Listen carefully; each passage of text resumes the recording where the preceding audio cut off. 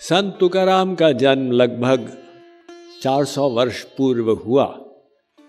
उनकी यह मान्यता थी कि भाई कीर्तन करो, अंतःकरण की शुद्धि करो और विपरीत परिस्थिति को भी भगवान की कृपा मानो।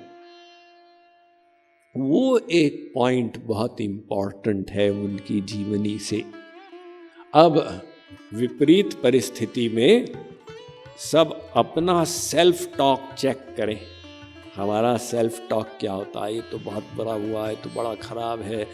हम अपने आप को ही नेगेटिव मोड में डाल देते। और तुकाराम महाराज उसी परिस्थिति में विभोर होके भक्ति कर रहे हैं, तो उनका जो सेल्फ टॉक होता है वो अलग रहता है। वो क्या सेल्फ टॉक करते हैं कि भगवान कृपा करने की व्यवस्था कर रहे। इनके नाना जी का घर लोहे गांव में था। एक दिन वे वहां गए लोहे गांव, तो सत्संग करते थे। एक गृहस्थ उनके सत्संग में आता था। वो सत्संगी का अपनी पत्नी से झगड़ा हो गया, क्योंकि बेटा बीमार था और पत्नी ने कहा आज आप सत्संग में नहीं जाएंगे, बेटा बीमार है। सत्संगी ने कहा भगवान सबकी देखभाल करते हैं, भगवान देखभाल करेंगे। वो तो चला गया। यहां बेटे का देहांत हो गया, तो पत्नी को बहुत खराब लगा।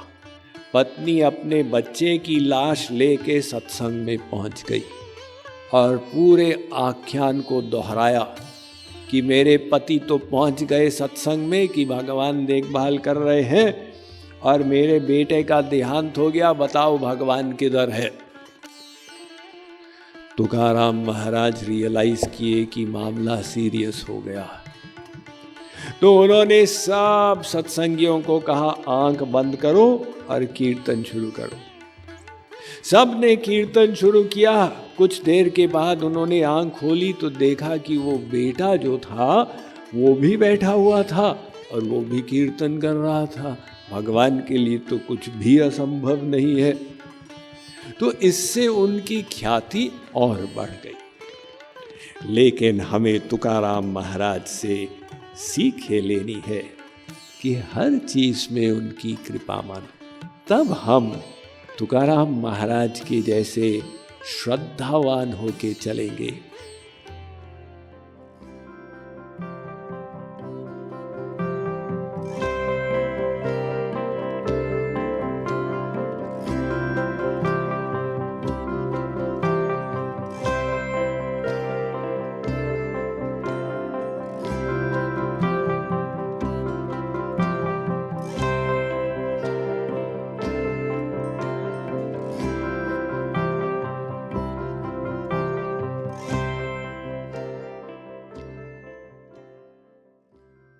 संत तुकाराम का जन्म लगभग 400 वर्ष पूर्व हुआ। महाराष्ट्र के एक छोटे से शहर देहू में उनके पिता बोलबुआ एवं माता कनकरा मोरे। पिताजी पंडित थे भगवान विट्ठल के। तो उस समय मुगलों का बहुत प्रकोप चल रहा था भारतवर्ष में, और दिल्ली का बादशाह अलाउद्दीन खिलजी के सेनापति ने गदर मचाई हुई थी महाराष्ट्र में। तथापि संत तुकाराम की बाल्यावस्था समृद्धि में ही बीती, किंतु इनके पिता का देहांत हो गया और सब कुछ बदल गया। इनका बड़ा भाई साधु बन गया। इनकी पत्नी राखाबाई और बेटा सूखे में मारे गए। तो तुकाराम बिल्कुल दीनहीन और अकिंचन हो गए। उस अकिंचनता में उन्होंने अपनी श्रद्धा नहीं खोई।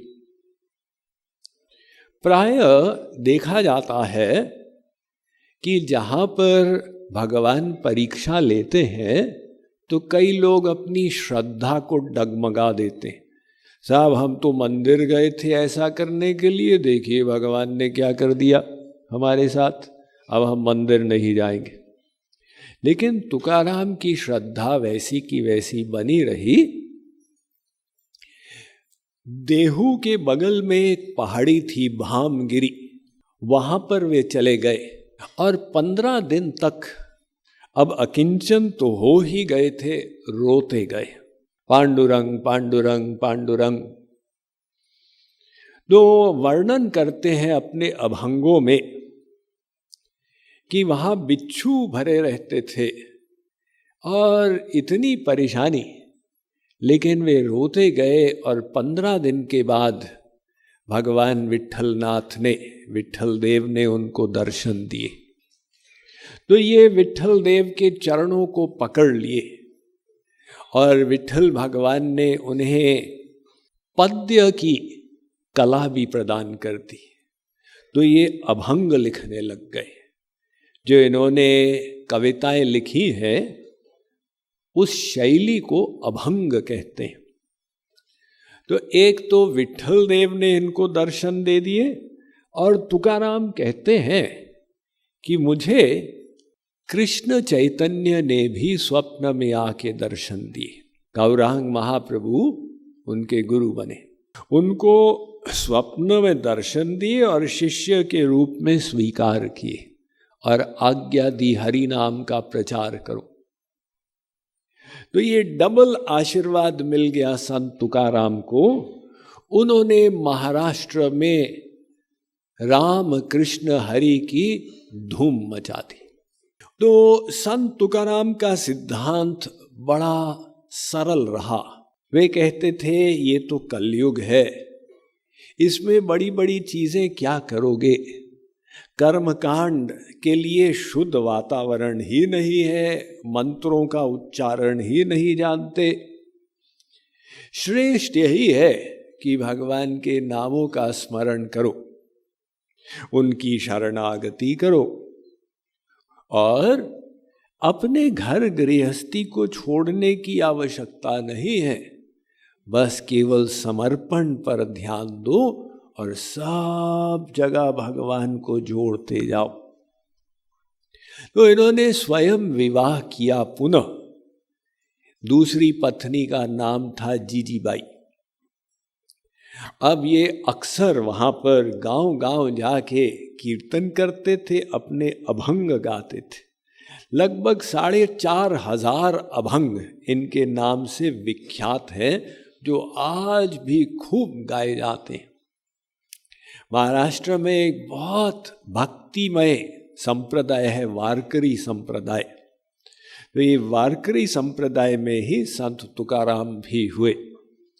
अक्सर वे वहां से पंढरपुर पद यात्रा करते हुए जाते थे। तो ये देहू से पंढरपुर वे यात्रा करते जाते थे और ऐसी यात्रा की प्रथा आज भी प्रचलित है।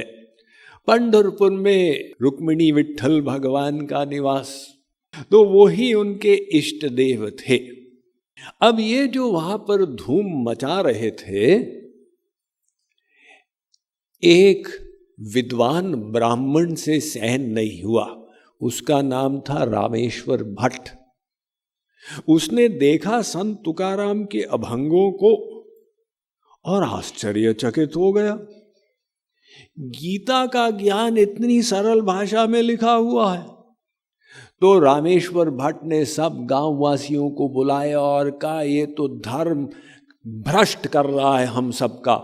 ब्राह्मण भी नहीं है, विद्वान भी नहीं है, और वो शास्त्रों का ज्ञान सामान्य भाषा में दे रहा है। घोर कलयुग आ गया है।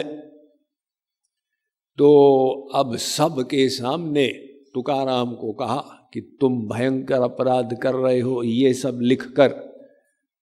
तुकाराम ने कहा मैं तो लिख ही नहीं रहा, तो विट्ठल देव लिखवा रहे हैं, मैं लिख रहा हूं। तो रामेश्वर भट्ट ने कहा तुम ऐसे बहाने बना रहे हो, तुम्हें अधिकार नहीं है शास्त्र ज्ञान सामान्य भाषा में लिखने का, तुम अपराध कर रहे हो और दूसरों से भी हठात अपराध करा रहे हो, तुम इसके लिए नरक जाओगे। तुकाराम ने सोचा कि ये विद्वान है, ब्राह्मण है, शायद सही कह रहा होगा, इतनी अथॉरिटी के साथ बोल रहा। उन्होंने कहा क्या करना चाहिए प्रभु? रामेश्वर भट्ट ने कहा सारे अभंगों को उठाकर और तालाब में फेंक दो।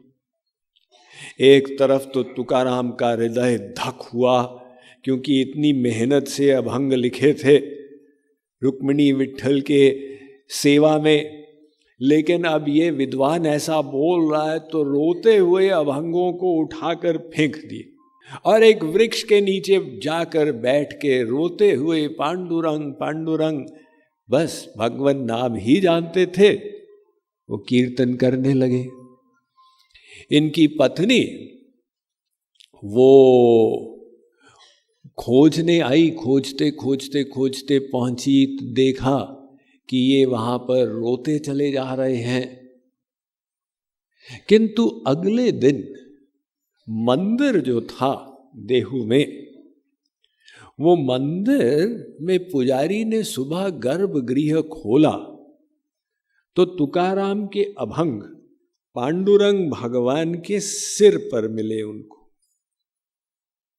उसने खोल के देखा, अरे ये तो तुकाराम के अभंग हैं। तो बुलाया गया पुजारी, तुकाराम वहां वृक्ष के नीचे ही बैठे हुए थे। पुजारी ने कहा ये आपके अभंग?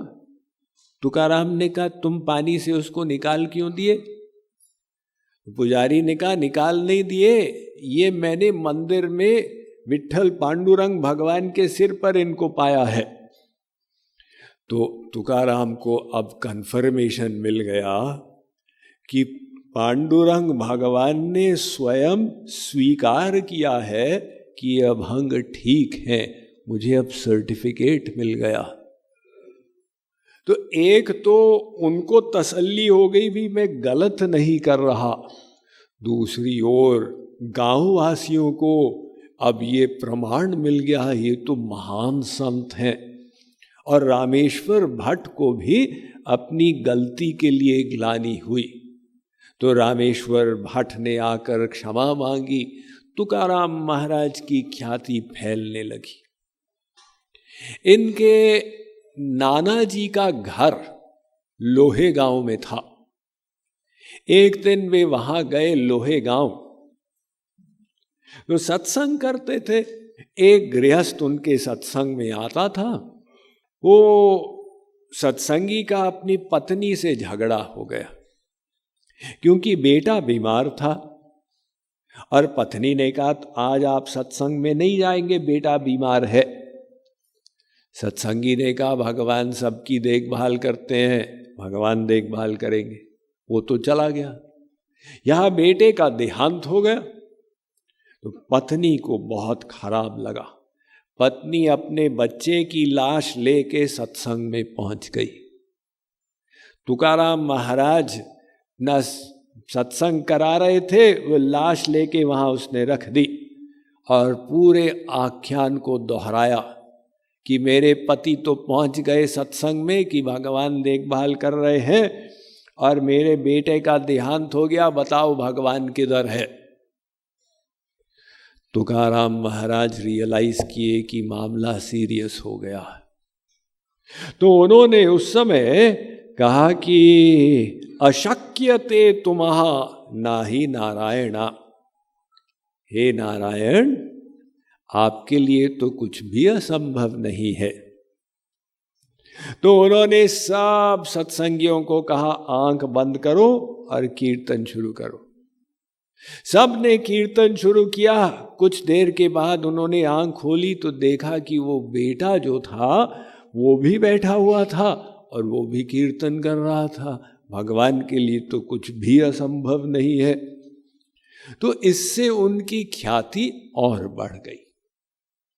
अब अक्सर ऐसा होता है कि दिया तले अंधेरा, सब तो उनको संत मानते हैं, लेकिन पत्नी कहती है काहे के संत है, ये तो मेरे पति हैं।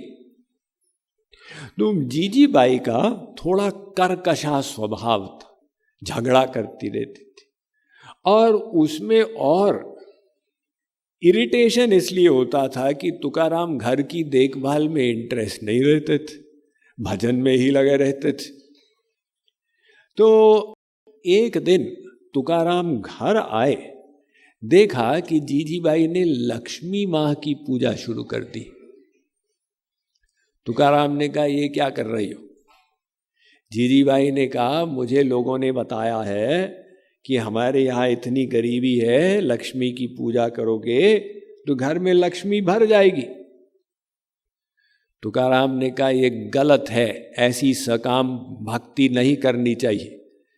पत्नी ने कहा, क्यों नहीं करनी चाहिए? आप पति की भक्ति कर रहे हो, मैं पत्नी की भक्ति कर रही हूँ। आप भक्ति कर रहे हो नारायण की, मैं भक्ति कर रही हूँ लक्ष्मी की, समस्या क्या है? कुछ दिन बीते और जीजीबाई को कहीं से धन मिल गया, तो उसने घर में सब सामग्री भर दी। तुकाराम घर आए और देखा कि सब तो बदल गया, वहां पे कारपेट इत्यादि लगा हुआ। उन्होंने कहा, ये सब कहाँ से आया? तो जीजीबाई ने कहा, ये सब लक्ष्मी माँ की कृपा से आया। तुकाराम ने कहा, ठीक है, फिर मैं चला। वे चले गए। अब वो वापस ही नहीं आए, लेकिन जीजीबाई को आदत थी कि अक्सर चले जाते थे, अपना भजन करने कहीं लग जाते थे, फिर अगले दिन आते थे, 2 दिन के बाद आते थे। अब वो 4 दिन तक लौटे ही नहीं। जीजीबाई को चिंता लग गई, भाई हो क्या रहा है? तो पांडुरंग भगवान स्वप्न में आए जीजीबाई के और कहा कि आपके पति पहाड़ी के ऊपर बैठ के भजन कर रहे हैं। ये पहुंची वहां ऊपर और देखा कि फैक्ट में पतिदेव तुकाराम वहां बैठ के बिना भोजन किए 4 दिन से वहां भजन कर रहे हैं, पांडुरंग पांडुरंग पांडुरंग। जीजीबाई ने कहा कि चलो घर। तुकाराम ने कहा, मेरी घर में कोई आवश्यकता ही नहीं है तुम्हें, अब तुमको तो लक्ष्मी देवी मिल गई है, तो मेरी क्या आवश्यकता? जीजीबाई ने कहा, नहीं, ऐसा नहीं हो सकता। वो रोने लग गई कि आपकी ही मुझे आवश्यकता है। तो तुकाराम ने कहा, फिर तुम मुझे वादा करो कि दोबारा ऐसी सकाम भक्ति नहीं करोगी और जो भी आया घर में सब दान कर दोगी। जीजीबाई झगड़ा तो करती थी पति के साथ, लेकिन साथ ही साथ उनके प्रति वफादार भी थी, श्रद्धा भी रखती थी, तो उसने स्वीकार किया। अब जहां तुकाराम महाराज जाते थे, जीजीबाई भोजन लेके वहां पहुंच जाती थी। एक दिन वो तो पहाड़ी के ऊपर गए हुए थे, तो जीजीबाई भोजन लेके जा रही थी, उसके चरणों में कांटा अटक गया। वो चीख रही थी, बैठकर चिल्ला रही थी। तो एक व्यक्ति आया, उसने कहा, मां घबराओ मत, और जीजीबाई के चरण से वो कांटा निकाला। तो जीजीबाई ने पूछा कि तुम कौन हो? उस व्यक्ति ने कहा, इत्तू। तो पांडुरंग भगवान का जो विग्रह है, ये भगवान एक ईंट पर खड़े हुए। विचित्र है, एक विशेषता है भगवान की, मंदिर में वे ईंट पर खड़े हुए हैं, इसलिए मजाक में उनको लोग कभी कभी इत्तू भी बोल देते हैं। तो जीजीबाई जब अपने पति से चिढ़ती थी तो भगवान से झगड़ा करती थी कि आपने मेरे पति को कैसा बनाया हुआ, तो भगवान को ही वो इत्तू बोल देती थी। कभी कालिया बोल देती थी, काले हो, कभी इत्तू बोल देती थी। अब उसने जो कांटा निकाला जीजीबाई का, और जीजीबाई ने पूछा, तुम हो कौन? व्यक्ति ने कहा, इत्तू, और हंसते हुए वहां से चला गया। जीजीबाई पहुंची तुकाराम महाराज के पास, पूरा आख्यान बताया क्या हुआ। तुकाराम महाराज तो रोने लग गए कि लो, भगवान आए तुम्हारे कांटे को निकालने के लिए। तो उस दिन के बाद वो कहीं भी जाते थे, भोजन के लिए जरूर वापस आ जाते थे, ऐसा न हो कि भगवान को कष्ट उठाना पड़े मेरे कारण। किंतु अब घर में गरीबी बढ़ गई,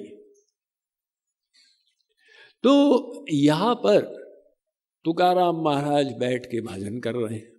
विठ्ठल विठ्ठल विठ्ठला पांडुरंग विठ्ठला, विठ्ठल विठ्ठल विठ्ठला पांडुरंग विठ्ठला, विठ्ठल विठ्ठल विठ्ठला पांडुरंग विठ्ठला, विठ्ठल विठ्ठल विठ्ठला पांडुरंग विठ्ठला, विठ्ठल विठ्ठल विठ्ठला पांडुरंग विठ्ठला, विठ्ठल विठ्ठल विठ्ठला पांडुरंग विठ्ठला, विठ्ठल विठ्ठल विठ्ठला पांडुरंग विठ्ठला, विठ्ठल विठ्ठल विठ्ठला पांडुरंग विठ्ठला, विठ्ठल विठ्ठल विठ्ठला पांडुरंग विठ्ठला, विठ्ठल विठ्ठल विठ्ठला पांडुरंग विठ्ठला, विठ्ठल विठ्ठल विठ्ठला पांडुरंग विठ्ठला, विठ्ठल विठ्ठल विठ्ठला पांडुरंग विठ्ठला, विठ्ठल विठ्ठल विठ्ठला सोई नंद कोलाला, विठ्ठल विठ्ठल विठ्ठला सोई नंद कोलाला, विठ्ठल विठ्ठल विठ्ठला सोई नंद कोलाला, विठ्ठल विठ्ठल विठ्ठला सोई नंद कोलाला, विठ्ठल विठ्ठल विठ्ठला पांडुरंग विठ्ठला, विठ्ठल विठ्ठल विठ्ठला पांडुरंग विठ्ठला, विठ्ठल विठ्ठल विठ्ठला पांडुरंग विठ्ठला, विठ्ठल विठ्ठल विठ्ठला पांडुरंग विठ्ठला, विठ्ठल विठ्ठल विठ्ठला दे दो भक्ति निश्चला, विठ्ठल विठ्ठल विठ्ठला दे दो भक्ति निश्चला, विठ्ठल विठ्ठल विठ्ठला दे दो भक्ति निश्चला, विठ्ठल विठ्ठल विठ्ठला दे दो भक्ति निश्चला, विठ्ठल विठ्ठल विठ्ठला पांडुरंग विठ्ठला, विठ्ठल विठ्ठल विठ्ठला पांडुरंग विठ्ठला, ओ विठ्ठल विठ्ठल विठ्ठला पांडुरंग विठ्ठला, विठ्ठल विठ्ठल विठ्ठला पांडुरंग विठ्ठला, विठ्ठल विठ्ठल विठ्ठला शरणागतला, विठ्ठल विठ्ठल विठ्ठला शरणागत वत्सला, शरणागत वत्सला, शरणागत वत्सला, ओ शरणागत वत्सला, शरणागत वत्सला, ओ विठ्ठल विठ्ठल विठ्ठला शरणागत वत्सला, विठ्ठल विठ्ठल विठ्ठला शरणागत वत्सला, विठ्ठल विठ्ठल विठ्ठला पांडुरंग विठ्ठला, विठ्ठल विठ्ठल विठ्ठला पांडुरंग विठ्ठला, ओ विठ्ठल विठ्ठल विठ्ठला पांडुरंग विठ्ठला, विठ्ठल विठ्ठल विठ्ठला पांडुरंग विठ्ठला, विठ्ठल विठ्ठल विठ्ठला चित्तवृत्ती चंचला, विठ्ठल विठ्ठल विठ्ठला चित्तवृत्ती विठ्ठल विठ्ठल विठ्ठला चित्त वृत्ती चंचला, विठ्ठल विठ्ठल विठ्ठला चित्त वृत्ती चंचला, दे दो भक्ति निश्चला, दे दो भक्ति निश्चला, सोई नंद का लाला, सोई नंद का लाला, विठ्ठल विठ्ठल विठ्ठला पांडुरंग विठ्ठला, विठ्ठल विठ्ठल विठ्ठला पांडुरंग विठ्ठला, विठ्ठल विठ्ठल विठ्ठला पांडुरंग विठ्ठला, विठ्ठल विठ्ठल विठ्ठला पांडुरंग विठ्ठला। अब तुकाराम महाराज तो अपने भजन में लीन रहते थे। एक दिन वो घर आए तो देखा कि पत्नी सज धर के जाने वाली।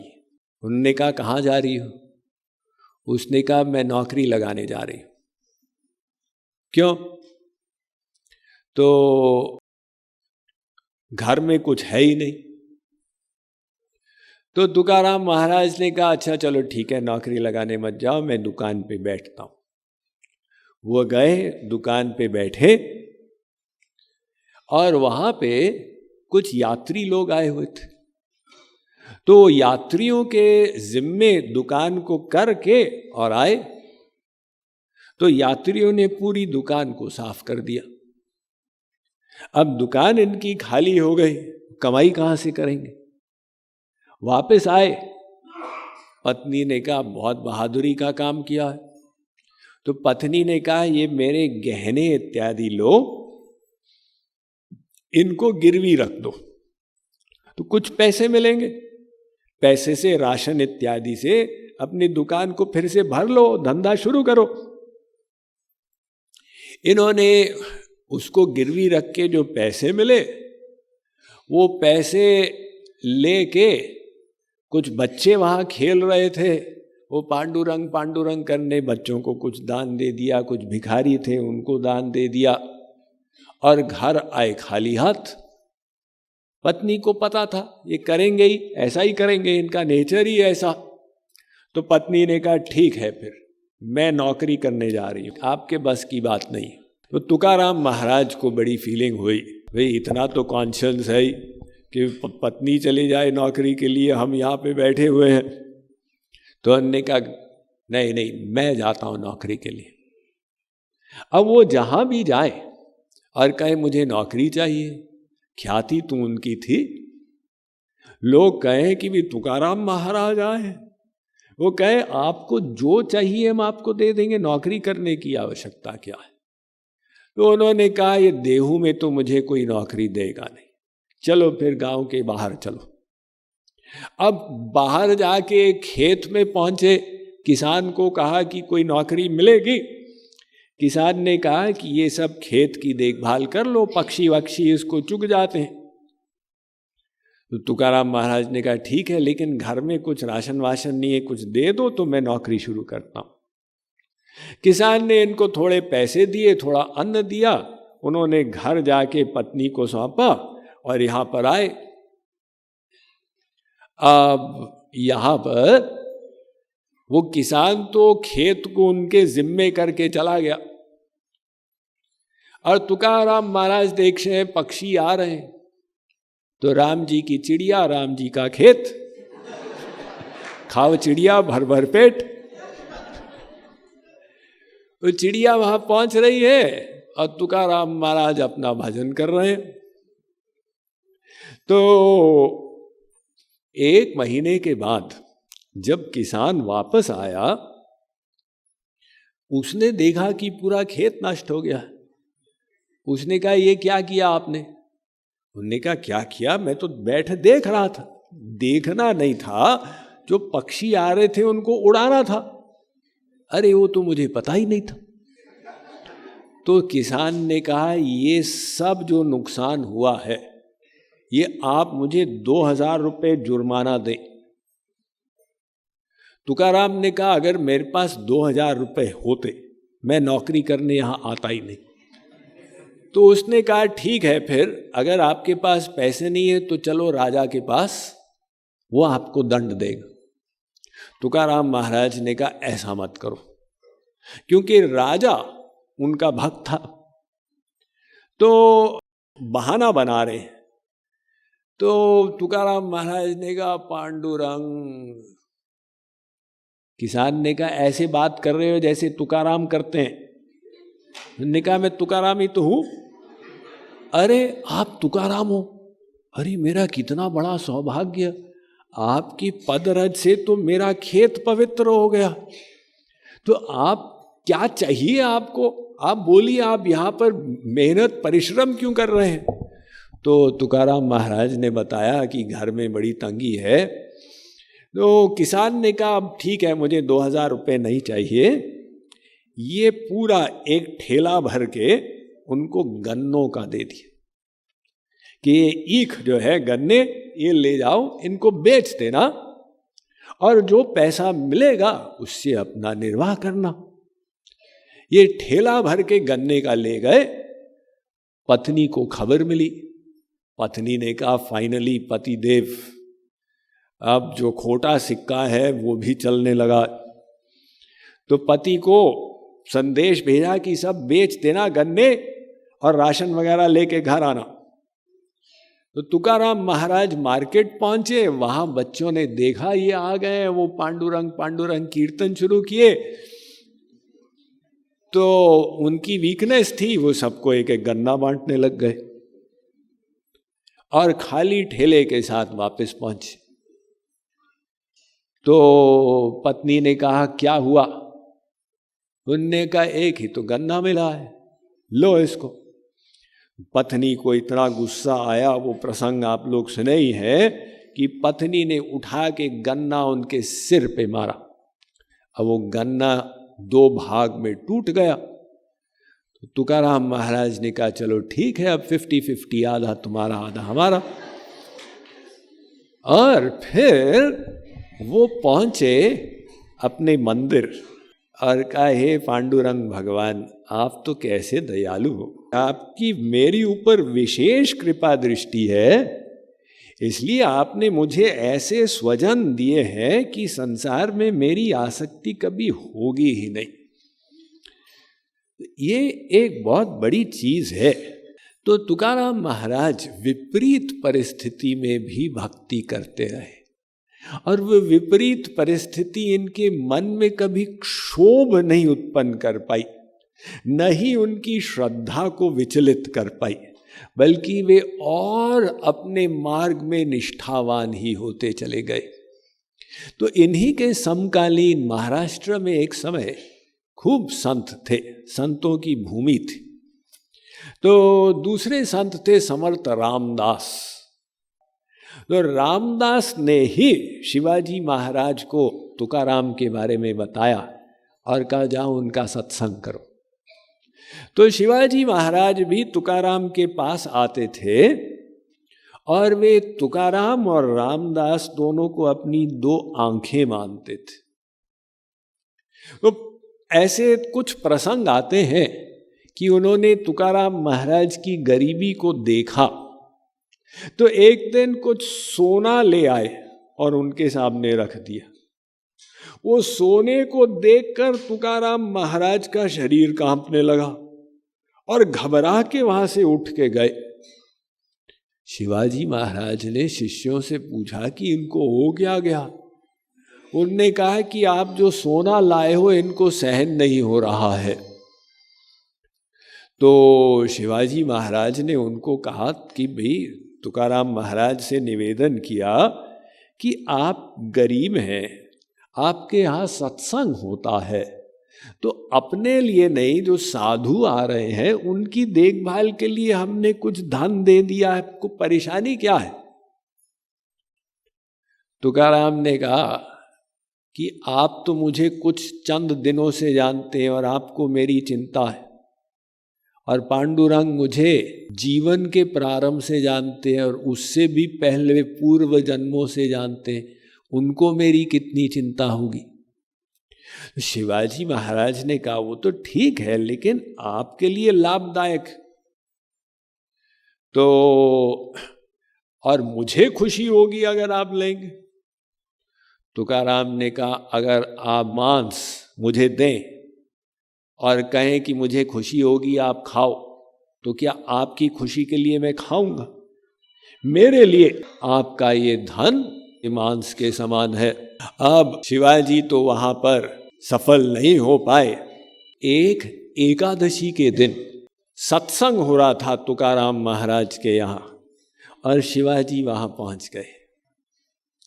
अब भजन चल रहा था, शिवाजी भी बैठे हुए थे और सामान्य वेश में, क्योंकि मुगल सैनिक सदा उनके पीछे लगे रहते थे और मुगलों के जासूस भी खोज में रहते थे, कहीं पर ये मिले तो हम इनको खत्म करें, तो इनको अक्सर भागना पड़ता था। अब यहाँ पे एक मुगल सेनापति था, उसके 2000 सैनिक थे। उसको खबर मिली कि शिवाजी महाराज तो तुकाराम के सत्संग में बैठे हुए हैं, एकादशी का दिन है। उसने अपने सैनिकों को कहा कि घेर लो, सबको पता लगाओ। तो शिवाजी के गुप्तचरों ने आकर बताया कि मामला गड़बड़ हो गया है, आप यहां से निकलिए। उन्होंने तुकाराम जी की अनुमति मांगी, तुकाराम ने कहा बैठे रहो। शिवाजी ने कहा ठीक है फिर। अरे भाई, आज तो पांडुरंग भगवान ही हमें बचाएंगे अब फिर, और अगर नहीं बचाया तो फिर हमारा सौभाग्य, एकादशी के दिन तुकाराम महाराज के सत्संग में हम प्राण त्यागेंगे। तो बैठे रहे। यहां पर सैनिक खोजते गए, कौन है शिवाजी, मिला नहीं। वापस जाकर सेनापति को कहा वहां तो दिख नहीं रहे। सेनापति ने कहा एक काम करो, जितने लोग बैठे हैं सबको मार दो, उसमें शिवाजी भी होंगे। तो सैनिक वापस आए। अब वो घेरे सत्संगियों को, तो अचानक एक व्यक्ति घोड़े पे निकला और भागने लगा दूसरी दिशा में। उनने कहा अरे ये तो शिवाजी गए। तो उसके पीछे चले सबके सब सैनिक। वो उनको भगाता गया, भगाता गया, भगाता गया और अचानक गायब हो गया। तो ये सैनिक पता नहीं कहाँ चले गए ये शिवाजी। तो उनके सेनापति ने कहा कि मेरे 2000 सैनिक और ये सब मिलकर शिवाजी को पकड़ नहीं पाए, मार नहीं पाए, मामला क्या हुआ? जब बात बताई गई तो तुकाराम महाराज ने रहस्योद्घाटन किया कि ये पांडुरंग भगवान ही स्वयं शिवाजी का वेश धारण करके आके उन सब को ऑफ गार्ड कर दिए थे। तो तुकाराम महाराज अपना भजन वहां करते रहे। सिद्धांत उनका बड़ा सिंपल सा ही था। उनकी ये मान्यता थी कि भाई कीर्तन करो, अंतःकरण की शुद्धि करो और विपरीत परिस्थिति को भी भगवान की कृपा मानो। वो एक पॉइंट बहुत इंपॉर्टेंट है उनकी जीवनी से। हम लोग जब विपरीत परिस्थिति मिलती है तो हम रिस्पॉन्ड कैसे करते? अब विपरीत परिस्थिति में सब अपना सेल्फ टॉक चेक करें। हमारा सेल्फ टॉक क्या होता है? ये तो बहुत बुरा हुआ है, तो बड़ा खराब है। हम अपने आप को ही नेगेटिव मोड में डाल देते। और तुकाराम महाराज उसी परिस्थिति में विभोर होके भक्ति कर रहे हैं, तो उनका जो सेल्फ टॉक होता है वो अलग रहता है। वो क्या सेल्फ टॉक करते हैं कि भगवान कृपा करने की व्यवस्था कर रहे हैं। हम लोग अनादिकाल से संसार आसक्त, अगर यहाँ पर हमको ज़्यादा सुख मिले तो स्वाभाविक है यहीं पर हम फिर भगवान को भूल के चलते चले जाएंगे। एक कंस्ट्रक्शन साइट थी, वहां पर कुछ वर्कर काम कर रहे थे और फोरमैन ऊपर था। तो फोरमैन अपने वर्कर को बुलाना चाहता था, तो बुला रहा था, वो आवाज नीचे तक पहुंच नहीं रही थी।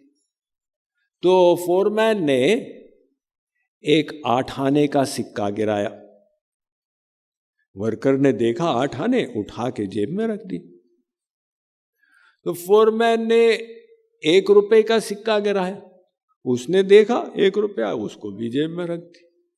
5 रुपए का गिराया, उसको भी जेब में रख दिया।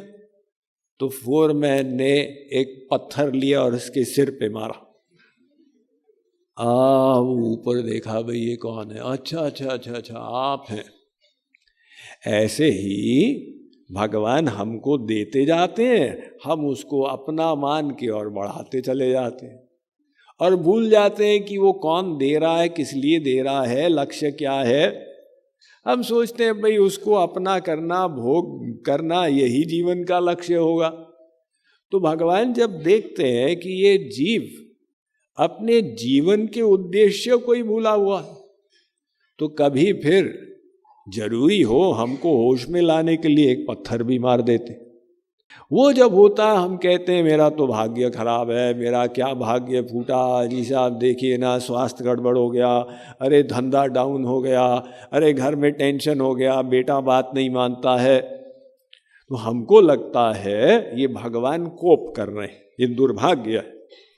और भगवान कहते हैं अरे नहीं, ये तो प्रमुख कृपा है। तम भ्रंशयामि संपद्भ्यो यस्य चेच्छामि अनुग्रहम। जब मैं किसी पर विशेष कृपा करना चाहता हूं तो उसका संसार छीन लेता हूं। अब वो जो संसार छिन जाता है तो जीव होश में आता है, हो ये है माया का स्वरूप।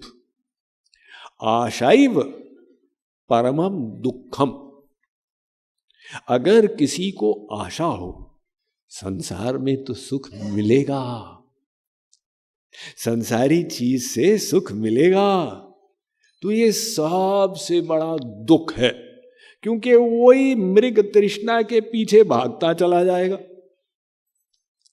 नहीं साहब अभी तो 1 करोड़ है, अब 10 करोड़ हो जाए जरूर सुख मिलेगा, 10 करोड़ में नहीं मिला 50 करोड़ में तो मिलेगा ही। वो भागता चला जाएगा, एक कामना दूसरी कामना तीसरी कामना चलता जाएगा। तो आशैव परमम दुखम। अगर हमारी बुद्धि का निश्चय है संसार में सुख है, तो बुद्धि को आशा है मुझे मिलेगा। अजी साहब मेरी तो शादी नहीं हुई, जिन लोगों की शादी हुई है वो कितने सुखी होंगे। उसकी बुद्धि अगर ऐसा बोलती, क्योंकि उसको पता नहीं ना, शादी वाला कोई एक मिल जाए जो कहे साहब मैं सुखी हूं, ये हो ही नहीं सकता। कोई शादीशुदा भी हो और ये भी कहे मैं सुखी हूं, ये तो संभव ही नहीं। कोई शादीशुदा यहाँ है जो सुखी है तो हाथ ऊपर करो। लेकिन उसकी बुद्धि बताती है कि साहब ये तो इसमें परम सुख होगा। और माया देवी तो वो दूल्हे राजा भी आते हैं ना, तो बैंड बाजे के साथ खूब लोग ऐसे धूमधाम मचाते हैं। अब शादी के बाद दूल्हे राजा का क्या बैंड बाजा बजता है उसके बारे में कोई पूछता नहीं।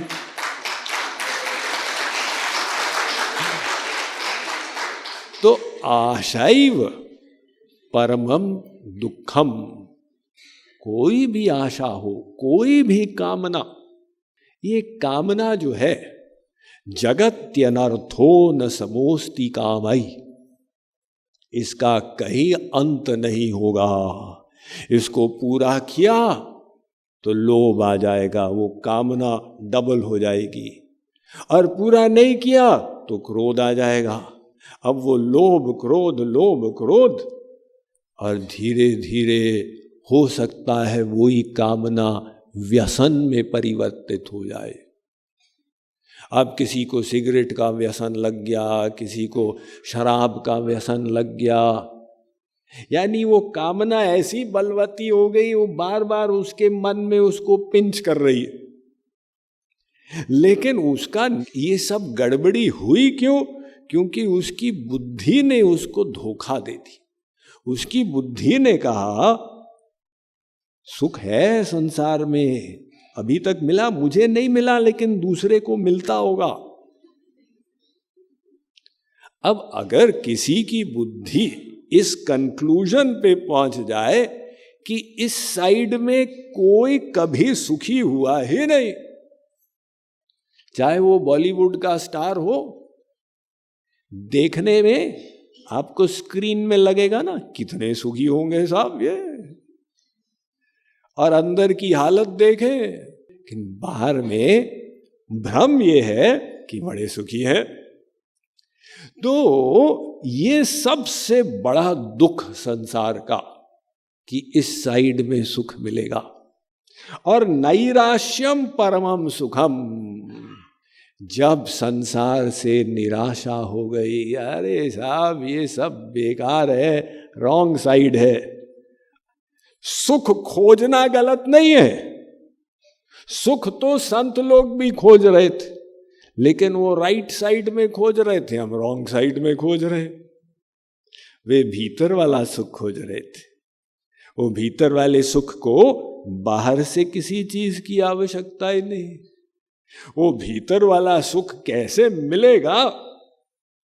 जब हम अपने अंतःकरण को परमानंद स्वरूप भगवान की सेवा की भावना से भर देंगे, तब मिलेगा। तो वो सुख संत लोग उसके पीछे भाग रहे थे। तो जब हमारी बुद्धि हमको बताए संसार में सुख नहीं है, नैराश्यम परमम सुखम, तो समझो आपका सौभाग्य का उदय हो गया। तो ये इतनी बुद्धि अब किसके पास है? भाई देखो, या तो कोई वैसे ही समझ जाए, लेकिन इतने सुपर जीनियस कम होते हैं। अधिकांश जो होते हैं उनको संसार में जब ठोकर मिलती है, जब चोट पड़ती है, जब माया देवी झापड़ लगाती है, तो उनको लगता है अच्छा भाई देखो, हम तो धन के पीछे भागे और ये हुआ, हम तो बढ़िया खाना के पीछे भागे और ये देखो क्या हो गया, हम तो आराम तलब सुख के पीछे भागे और देखो ये क्या हो गया।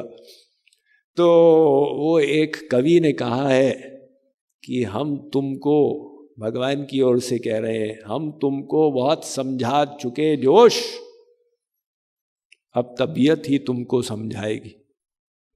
अब हमारे समझने से तुमको समझ में नहीं आता, अब तबीयत ही तुमको समझाएगी। तो वो निश्चय कि भाई हमारा सुख यहां पर नहीं है, ये निश्चय कराने के लिए भगवान जीव की हेल्प करते। कैसे हेल्प करते हैं? मात्र संसार का स्वरूप हमारे सामने ले आते। मैं जो सोच रही थी कि मेरे परिवार वाले मेरे सुख के लिए हैं, हाँ ये ऐसे स्वार्थी निकले, अपने स्वार्थ के लिए मुझे धकेलना चाहते हैं घर के बाहर। उनको किंचित भी लज्जा नहीं है, किंचित भी करुणा भाव नहीं है। तो ये जब संसार का स्वरूप सामने आ जाता है तो जीव को बोध होता है, होश हो जाता है, साहब अब तो ये संसार का असली स्वरूप यही है, एक नकली स्वरूप, एक असली स्वरूप। तो नकली स्वरूप जो माया ने एक भ्रम में अनुभव कराया, माया, माया मतलब या है, मां नहीं है। माया मतलब जो नहीं है लेकिन प्रतीत हो रहा है कि है। एक व्यक्ति जब मरा तो उसको स्वर्ग ले गए। अब स्वर्ग में जब पहुंचा तो वहां पे सब साधु बाबा लोग और शांत चित्त सात्विक लोग पहुंचे हुए थे वहां पर। उसने कहा भाई यहाँ पे टीवी भी देख सकते हैं। तो स्वर्ग के अधिकारियों ने कहा यहाँ पर तो कोई चैनल ही नहीं मिलेगा, यहाँ तो सत्वगुणी लोग। तो उसने भगवान से कहा कि सब फिल्म स्टार इत्यादि वो सब कहाँ है? भगवान ने कहा वो तो सब नरक में बैठे हुए हैं। उसने कहा फिर मजा तो नरक में आता होगा।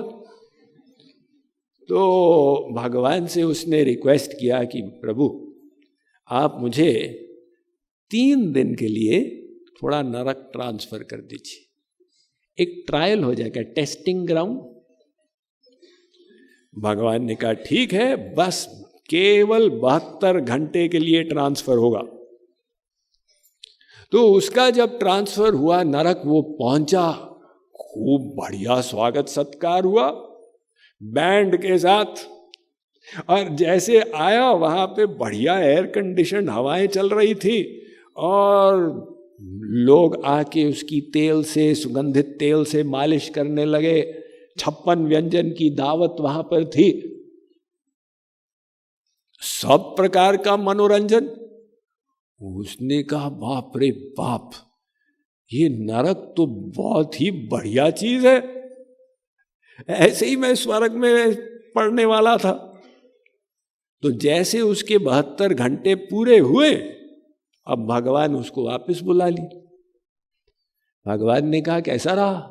अरे महाराज, ये मेरे जीवन के 3 सर्वश्रेष्ठ दिन थे। तो भगवान ने कहा क्या विचार है? उसने कहा महाराज आप मेरा परमानेंट ट्रांसफर कर दीजिए। भगवान ने कहा ठीक है, फिर अब तुम्हारी ऐसी मांग है तो जीव की इच्छा को भगवान पूरा कर देते हैं, जायज हो तो। भगवान ने उसको ट्रांसफर कर दिया फिर से नरक। लेकिन अब की बार वो जब नरक पहुंचा तो पूरा दृश्य बदला हुआ था। वो सब ठंडी हवाएं गायब थी और अग्नि का धुआं और गर्मी उसके ऊपर आ रही थी। और साथ ही साथ कुछ राक्षसी लोग, उनके सिर पर सींग थे, वो शूल के साथ उसको काट रहे थे। किसी ने उसके ऊपर गरम तेल की छींटें फेंकी, कुछ कीड़े आके उसके शरीर में घर बनाने लग गए। उसने कहा ये क्या है? उन्होंने कहा नरक है। अरे भाई नरक और कैसा होगा? नरक ऐसा ही तो होता है, तुमने गरुड़ पुराण में नहीं पढ़ा, कुंभीपाक नरक और आरव नरक? उसने कहा तो वो क्या था जो मैंने देखा था 3 दिन के लिए? राक्षसों ने कहा वो एक विजिटर्स मॉडल है जो हम विजिटर्स के लिए बना के रखते। जैसे आप फैक्ट्री में जाए तो वो एक विजिटर्स रूम में एक मॉडल बना के रख देते। तो ये विजिटर्स मॉडल है और असली नरक ऐसा ही। ऐसी माया ने एक विजिटर्स मॉडल उत्पन्न कर दिया ना, जो आपको बॉलीवुड वाले दिखाएंगे, और फैक्ट जो है वो बिल्कुल अलग है। अब वो फैक्ट को कौन मानेगा? तो भगवान जीव को जगा देते। कोई एक जन्म में जागता ही नहीं और कोई कोई जाग जाता। तो तुलसीदास जी ने बड़ा सुंदर लिखा है, मोह निशा सब सोव निहारा, देख ही सपन अनेक प्रकारा। कहते हैं कि ये जीव जो है ना, ये सोए हुए। आप कहें हम तो जागे, तुलसीदास जी कहते हैं आप सब सोए हुए हो। क्यों? आप स्वप्न देख रहे हो। मैं तो पिता हूँ, ये मेरे 2 अच्छे बच्चे हैं, मैं तो कलेक्टर हूँ, मैं तो कमिश्नर हूँ। अब आत्मा जो है वो पिता कैसे बन गया? आत्मा तो भगवान का पुत्र है। ये तो एक जन्म का खेल है, जिसको आप पुत्र बोल रहे हो, वो पिछले जन्म में आपके पिता का पिता था। सब ड्रामा चल रहा है ना यहाँ पे। तो ये जीव स्वप्न देख रहा है। और जानिए तब ही जीव जग जागा, जब सब विषय विलास विरागा। वही समझो जीव उस दिन जाग गया जब उसको संसार के विषयों से वैराग्य हो गया। नहीं, ये रॉन्ग साइड थी, उस साइड में हमको जाना है। तो वो अनुभूति, वो रियलाइजेशन, वो बुद्धिमत्ता जीव के पास हो, उसके लिए भगवान समय समय पर कष्ट देते हैं। तुकाराम महाराज को कितना कष्ट दिए। अब वो कष्ट किसी को मिले तो हम कैसे रिस्पॉन्ड करेंगे? कुछ लोगों का रिस्पॉन्स होता है, भगवान तो बड़ा खराब है, कौन सा भगवान है, भगवान ने मुझे कष्ट दिया है। यानी उनके मत अनुसार भगवान उनकी सब देखभाल करे, 3 BHK की व्यवस्था करे और गाड़ी वाड़ी इत्यादि और सब कोल्ड ड्रिंक्स इत्यादि फ्रिज में भरे रहे तो अच्छा भगवान है। तो इसीलिए वो रिएक्शन क्या करते हैं, अपनी श्रद्धा को ही हिला देते हैं। लेकिन हमें तुकाराम महाराज से सीखे लेनी है कि हर चीज में उनकी कृपा मानो। तेरी कृपा तो कृपा है प्यारी, तेरा कोप भी कृपा है प्यारी। ओ राधा जी, आप जो भी करोगे वो आपकी कृपा ही होगी। तो हर चीज में हम उनके दर्शन करें, तब हम तुकाराम महाराज के जैसे श्रद्धावान होके चलेंगे। बोलिए पांडुरंग विठल देव की, श्री तुकाराम महाराज की, जगत गुरु श्री कृपालु जी महाराज की।